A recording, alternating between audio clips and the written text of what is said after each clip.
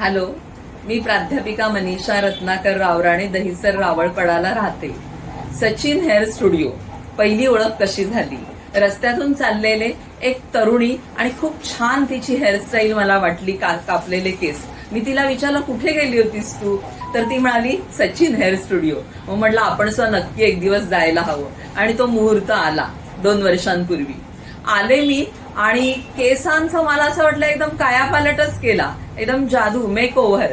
आधीचे केस माझे पातळ विरळ आहेत, पण त्याला एकदम छान असं त्यांनी रचना केली, कापले अशा पद्धतीने की एकदम मी म्हटलं वा, सचिन सरांकडे जायचं. आणि मग त्यानंतर येत राहिले. आता 2 वर्ष मी कापते आहे, येते, आणि तिथलं वातावरणही छान असतं.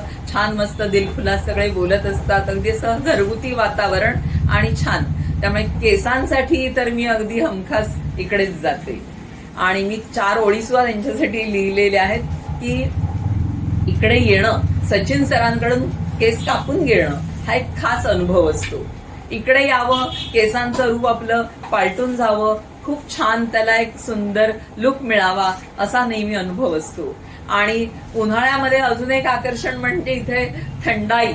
असं थंडगार सरबत, आपलं मनही थंड होतं, शांत होतं, आणि केसांनी आपण मन प्रसन्न होतो आपलं रूप बघून. धन्यवाद.